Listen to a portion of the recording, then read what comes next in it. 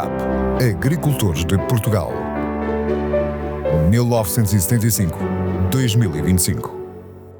50 anos de atividade em defesa dos interesses dos agricultores e produtores florestais.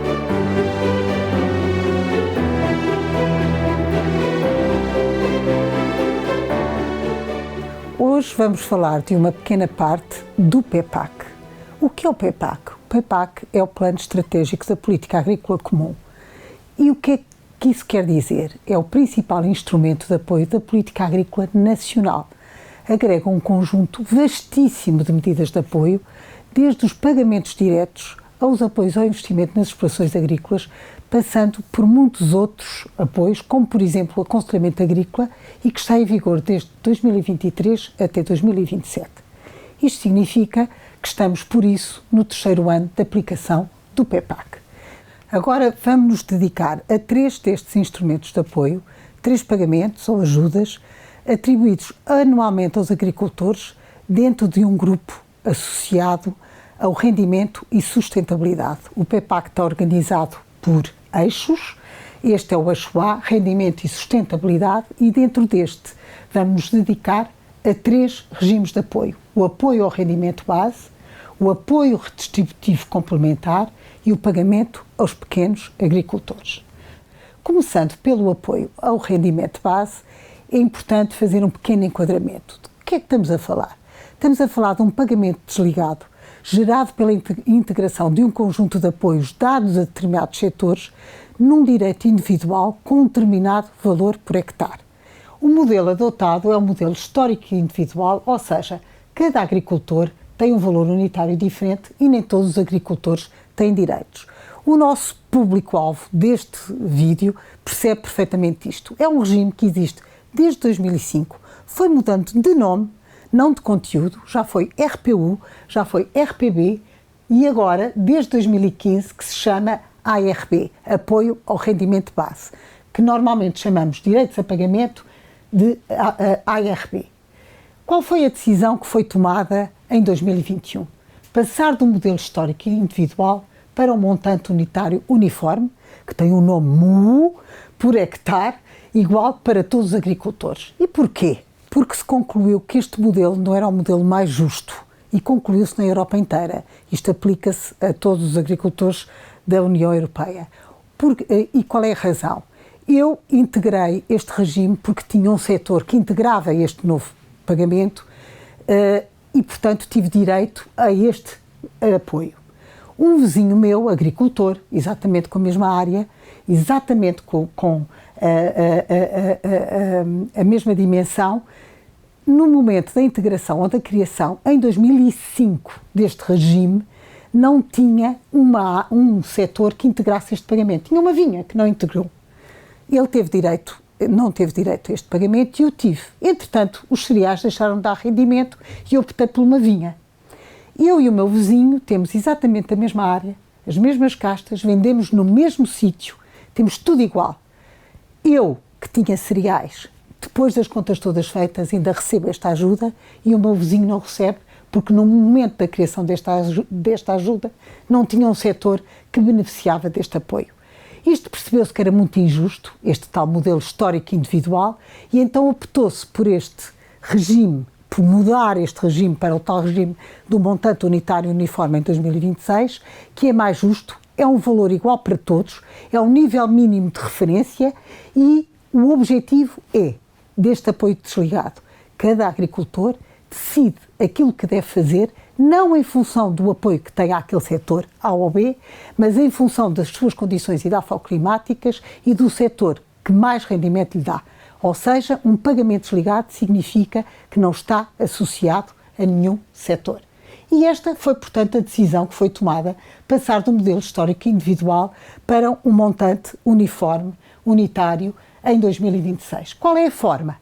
Qual é a forma que se utilizou para fazer? Convergir até ao ano 26 para um valor comum. Esta convergência começou em 2021 e este é o penúltimo ano, sendo que em 26 todos os direitos são extintos e substituídos pelo já referido montante unitário uniforme, que vai ter um valor previsível de cerca de 107,96 euros por hectare. Agora, este foi o enquadramento à ARP e a razão por que existe desta forma. Vamos agora ver quem são os beneficiários em 2025, o ano em que estamos, desta ajuda. São os agricultores ativos que exercem a atividade agrícola em território continental e que tenham direitos ao pagamento. São beneficiários, porque o direito ao pagamento é um título que eu tenho que ativar nos hectares elegíveis que eu tenho. São também quem? Os agricultores que obtêm direitos ao pagamento de forma gratuita pela Reserva Nacional. É uma bolsa que mais à frente vamos falar. Também são beneficiários dos pagamentos diretos aqueles que compram direitos a outros agricultores ou que obtêm direitos por herança ou herança antecipada, que também vamos falar mais à frente. E, finalmente, para ser beneficiário deste apoio, eu tenho que me candidatar. E no ano de 2025, eu estou em pleno período de candidaturas, que se chama pedido único, tenho que ter hectares elegíveis e posso e devo, se quiser receber este apoio, candidatar-me até ao dia 15 de maio de 2025. Passando para a forma, que é o que os agricultores gostam de saber, de como se procede à convergência, há aqui uma nota prévia que nós temos que referir. Devido à saída, no âmbito de uma reprogramação deste PEPAC, está sempre a ser reprogramado, está sempre a haver alterações, estão sempre a ajustar condições de elegibilidade, mas devido a uma alteração saíram dois apoios, que se chamam regimes ecológicos, do eixo A. E a consequência disso foi que a dotação financeira aplicada ao apoio de rendimento base, ou seja, aos direitos ao pagamento ARP, em 2025, teve um aumento de cerca de 37,93%. Isto nunca tinha acontecido. Portanto, os detalhes do aumento constam deste diapositivo que vos mostro e que agora não vale a pena estar a referir.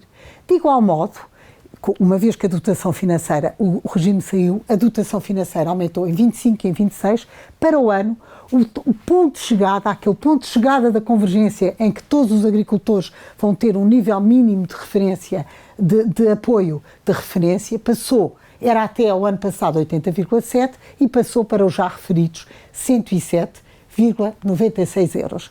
Mas nada melhor do que dar um exemplo concreto de como se aplica a convergência. E nós, olhando para aqui, vemos o seguinte: como é que nós, de ano para ano, todos nós temos valores diferentes, nos aproximamos de um ponto de chegada igual? São fórmulas. E a fórmula é muito simples. Eu pego no valor do meu direito em 2024 e tenho que o convergir para o ponto de chegada, que é 107,96, e estou no penúltimo ano e já lá vamos. Mas antes, e esta é a novidade deste ano, o valor do ARP tem que subir na proporção do que foi o aumento da dotação financeira para este apoio. Portanto, logo à partida, o meu valor de 2024, e os agricultores gostam muito de saber qual é a sua ajuda, vão ao site do IFAP e gostam muito de saber a sua ajuda, eu tenho que aumentar imediatamente, antes da convergência, 37,93% a todos os direitos individuais dos agricultores. E aqui começa a minha convergência. Depois deste aumento, se depois deste aumento o valor do agricultor estiver abaixo do ponto de chegada, que é o 107,6, estamos a 2 anos, eu faço a diferença, divido por 2, estou abaixo, 107,96 menos o meu valor, divido por 2 e dá-me o valor do aumento. Para o ano, já sabemos que todos têm 107,96. Somo o valor C com o D e dá-me o valor da ARP em 2025. Mas, e se estiver acima? Como é que eu faço? Tenho que descer. Uns sobem e outros descem para encontrar um ponto comum. E o que é que eu tenho que descer? Eu tenho que descer apenas o necessário montante que eu necessito e que é calculado um coeficiente, e neste caso é 24,3%, para que aqueles que sobem possam subir e possa respeitar esta fórmula. Evidentemente que eu tenho aqui um stop loss, que é, eu não posso ficar abaixo de 107,96, mas o que eu faço é uma diferença negativa. Portanto, o valor está acima, o ponto de chegada, menos o valor já com o seu aumento de 37,3%, vezes um coeficiente. E o valor é o C mais D. Este valor é negativo. Vamos já passar a um exemplo concreto. Um agricultor tem um valor, um título, uma ajuda de 65,18 euros por hectare, pode ter 1000 hectares, 65,18 vezes 1000. E imediatamente, e excepcionalmente este ano, esse valor passa para 89,9. Antes de eu aplicar qualquer convergência, subiu. Há mais dinheiro para este instrumento de apoio. Chego aqui, Calculo e ficou 89,9. Agora vou calcular o aumento que ele tem que ter. Ponto de chegada, que é o valor do próximo ano, menos o valor, o ponto de partida já corrigido, dá 9,3. Qual é o valor final deste agricultor? Começou com 65, parte de 89,9, mais 9,03 igual a 98. Portanto, o valor da ajuda do agricultor, que em 2024 era 65,18, em 2025 é 98,93. Muitos agricultores telefonam e pedem para calcularmos os valores, porque o site do IFAP normalmente põe os valores de forma muito atrasada. Pronto, os agricultores gostam de fazer contas antes. Agora, aqui é que é a novidade, digamos assim. Este valor está acima de 107 do ponto de chegada. Portanto, este agricultor, este está numa trajetória de subida, este está numa trajetória de descida, mas o montante aumentou. Este agricultor, afinal, não tem 120, tem 165. Está muito mais acima do que imaginávamos. Então, como é que nós vamos fazer o valor da descida? Já calculámos o coeficiente, é o IFAP que faz essas contas, 107 menos 165 dá igual a 13,9 menos, peço desculpa, que não passou, 13,9. Qual é o valor final deste agricultor? 165 menos 13,9, 151. Ele ia descer, mas no ano passado tinha 120 e agora passa para 151. Porquê? Porque aquilo que a dotação financeira do ARB aumenta é superior àquilo que é necessário que os que estão acima deixam. E pela primeira vez, desde que há aproximação dos direitos, os agricultores conhecem esta nomenclatura muito bem, uns estão acima, outros estão abaixo, os que estão acima queixam-se imenso que vão ficar com valores insignificantes, há direitos de valores muito altos, pela primeira vez este ano todos sobem. Os que estão abaixo subiriam sempre e os que estão acima vão subir. Mas isso não os desobriga ou não faz com que em 2026 aquele que tinha 151,53 euros por hectare não passe para os ditos 107,96. Porque para o ano todos vão ter o mesmo valor por hectare, ou seja, um montante forfetário para toda a gente, inclusive quem não tem direitos para o ano pode-se candidatar desde que tenha hectares elegíveis, ou seja, o título, o direito, aquele certificado que eu tinha na mão caiu. E qualquer agricultor que tenha hectares elegíveis pode-se candidatar ao montante unitário uniforme, portanto não deixou de haver um grupo com direitos, toda a gente, desde que tenha hectares elegíveis, tem acesso a esta ajuda. No seguimento do apoio ao rendimento base, este pode ser ainda transferido, ou seja, os direitos ao pagamento podem ser transferidos de duas formas, ou de forma definitiva, entre dois beneficiários, ou de forma temporária. Esta forma temporária tem que ser sempre acompanhada de um contrato de arrendamento que suporte pelo menos igual número de hectares elegíveis. Ou seja, eu não posso transferir temporariamente um maior número de direitos e um menor número de hectares.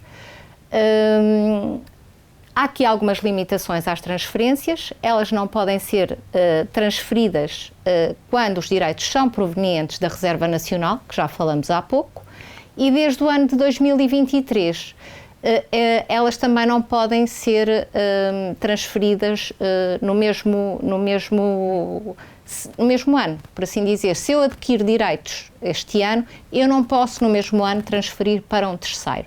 As únicas exceções a estas transferências são quando eu tenho uma situação de alteração de denominação ou estatuto jurídico, ou se tenho aqui uma questão de herança ou de herança antecipada, e aí essa transmissão é-me permitida. Relativamente às transferências, este será o último ano em que as posso fazer, porque, tal como já foi referenciado, o apoio ao rendimento base termina, ou este apoio com base nos direitos, termina a 31 de dezembro de 2025. Relativamente aos direitos, eu este ano ainda me posso candidatar à Reserva Nacional, e para me candidatar à Reserva Nacional eu tenho que cumprir determinadas condições, só determinados agricultores a que se podem candidatar.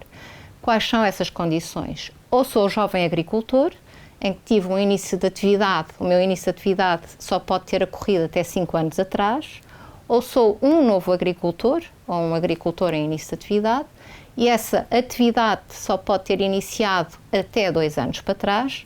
Essa verificação é feita pela administração, eles vão consultar as bases de dados que têm disponível para perceber se realmente estas condições são cumpridas. Temos mais 4 situações, e quais são elas? São agricultores que se encontram em zonas vulneráveis a risco de incêndios, não é nas outras zonas vulneráveis. Estas zonas vulneráveis estão identificadas numa resolução do Conselho de Ministros, neste caso a número 21 do ano 2021, e estes agricultores têm que ter feito um pedido único de ajudas no ano 2018, 2019 e 2020, mas para os quais não tinham o número, ou melhor, eles tinham um maior número de hectares elegíveis do que direitos a pagamento. E nessa condição eles podem candidatar-se. Também podem ter feito as candidaturas neste triênio que referi, mas não tinham qualquer direito ao pagamento. Isto dentro das zonas vulneráveis. Temos a mesma condição nos agricultores que, estando fora destas zonas vulneráveis, tenham cumprido também com esta condição, que é ter um pedido único neste triênio, 2018, 2019 e 2020, e que tinham um menor número de direitos que os hectares elegíveis que detinham, ou então que não tinham sequer direitos. Por isso, estas categorias podem candidatar-se à Reserva Nacional de Direitos. Para as categorias prioritárias, que são os jovens agricultores e o novo agricultor, além das condições referidas, é também necessário que estes beneficiários tenham uma formação. E essa formação ou é uma habilitação própria, caso já tenham formação na área agrícola, ou têm que ter um curso obrigatório de 50 horas da agricultura sustentável e mais 150 horas de outra formação da mesma tipologia. Esta informação está mais detalhada na portaria número 54D 2023. Relativamente à formação, caso o beneficiário que se candidata à reserva seja uma pessoa coletiva, nós temos que ver ou temos que aferir quem é que cumpre a condição de jovem agricultor dentro da sociedade. Por isso, dentro de uma sociedade, o jovem agricultor tem que ser o sócio-gerente, tem que deter a maioria do capital social e, individualmente, tem que deter uma participação superior a 25% do capital social.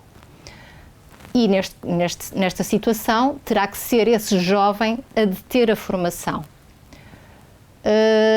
Por isso, relativamente ao novo agricultor, ele tem que ser o sócio-gerente e tem que ter a maioria do capital social da sociedade e será essa pessoa que tem que ter a formação que foi referida anteriormente. Relativamente à atribuição dos direitos, ela é feita em função, ou seja, o direito tem um valor unitário inerente, esse valor unitário é calculado anualmente e é atribuído ao hectare elegível e será igual ao valor unitário médio do ano da sua atribuição. A atribuição assume a forma de número de direitos, com exceção de alguns agricultores que possam vir a esta candidatura por via judicial, em que, nesse caso, a atribuição também pode assumir a forma de aumento do valor dos direitos ao pagamento. É uma situação muito peculiar, mas que ainda pode ocorrer. O número de direitos a atribuir a título da reserva será igual ao número de hectares elegíveis declarados na candidatura ao pedido único, para os jovens e para os novos agricultores, deduzidos de eventuais direitos que eles já possam deter. No caso dos agricultores que apresentaram candidatura no triênio de 18, 19 e 20, quer em zona vulnerável ou quer fora da zona vulnerável, a atribuição é feita ao número de hectares elegíveis declarados no pedido único, a título de propriedade ou de arrendamento, que, ao fim e ao cabo, exceda o número de direitos que eles já detinham, ou se não detinham, eles são completamente satisfeitos através da reserva.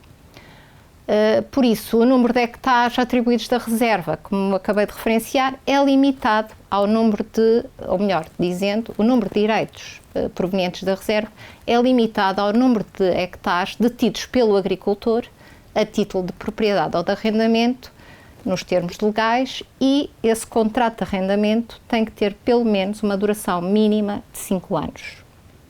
Há aqui também uma situação peculiar que nas áreas de baldio, que são exploradas por compartes titulares do baldio, o número de direitos de utilização do baldio, neste caso apenas se consideram jovens e novos agricultores, sendo necessário que se verifique a prática local da atividade efetiva do pastoreio e que haja um cumprimento do encabeçamento mínimo, neste caso por espécies de ruminantes e equídeos do próprio, de 0,2 cabeças normais por hectare da área de baldio.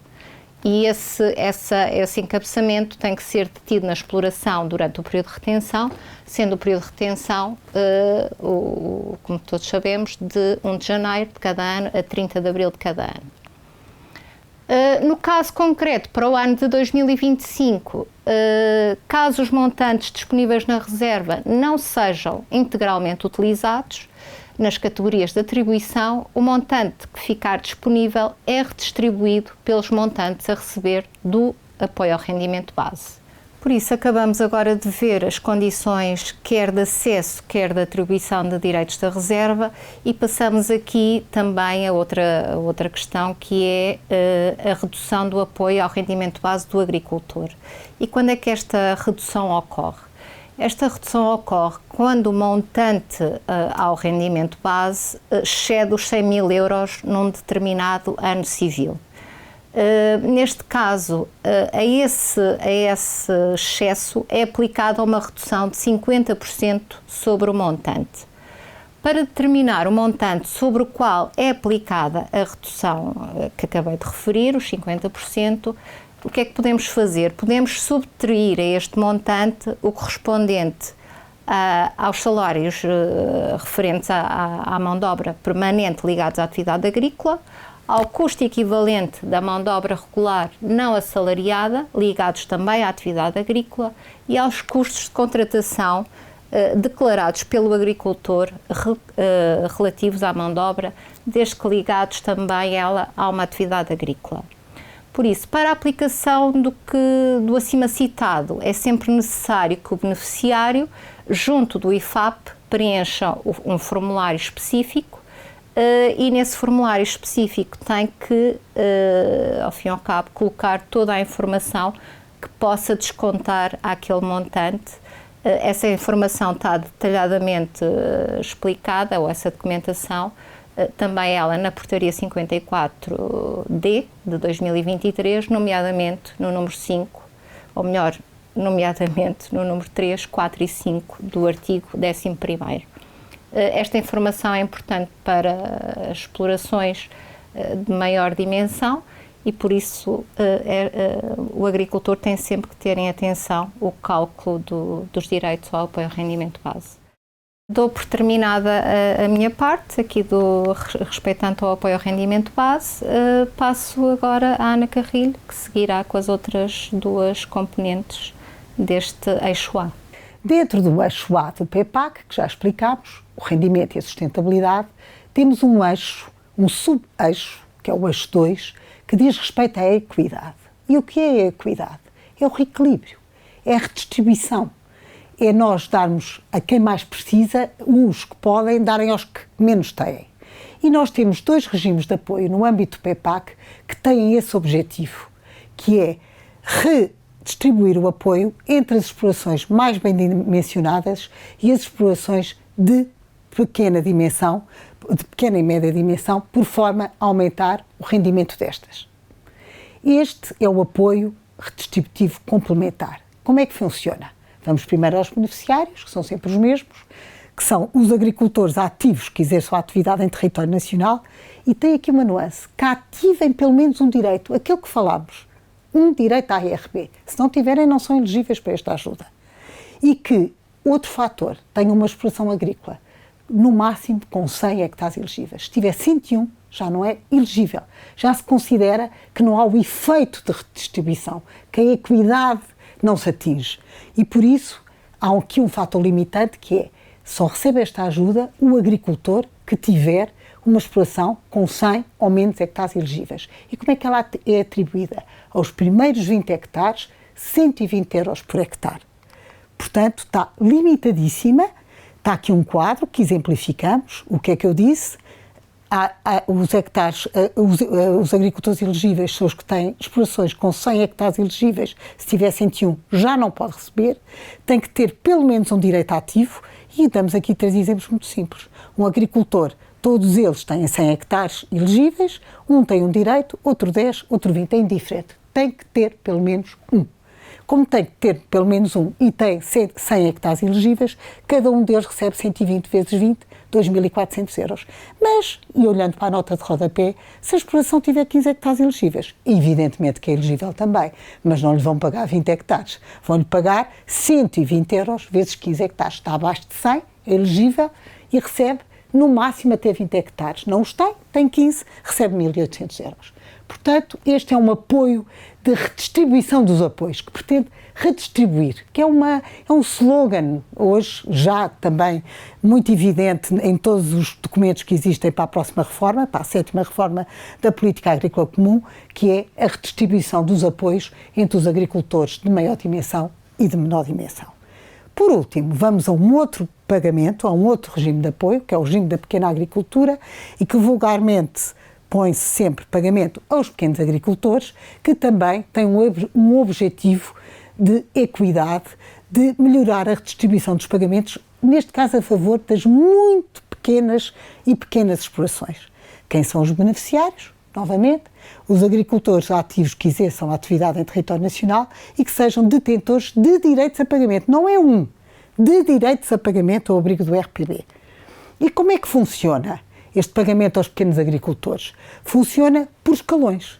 O primeiro escalão é quem tiver uma área igual ou inferior a 1 hectare, o segundo escalão entre 1 e 2, o terceiro escalão superior a 2. E onde o agricultor calha? O agricultor ou recebe 500 euros, ou 850 ou 1050. Como é que isto funciona na prática? O que é que se pretende?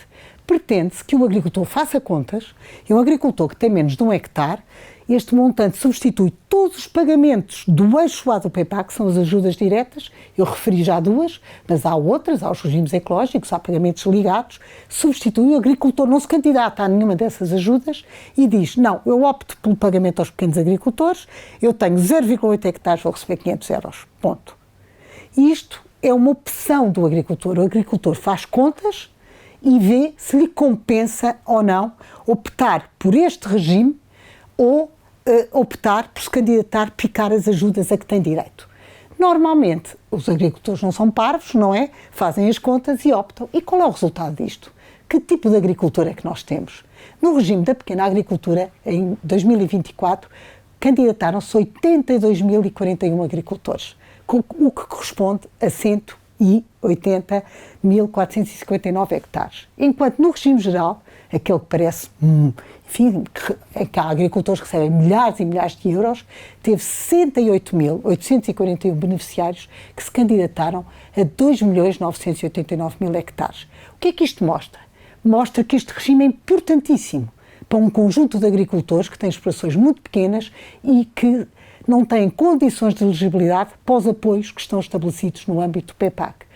Dado o número que se candidata a este regime, mostra como este regime é importante, como eles vão buscar mais rendimento optando por este regime e não optando por candidatar os vários regimes de apoio, que muitos deles não terão direito, com certeza.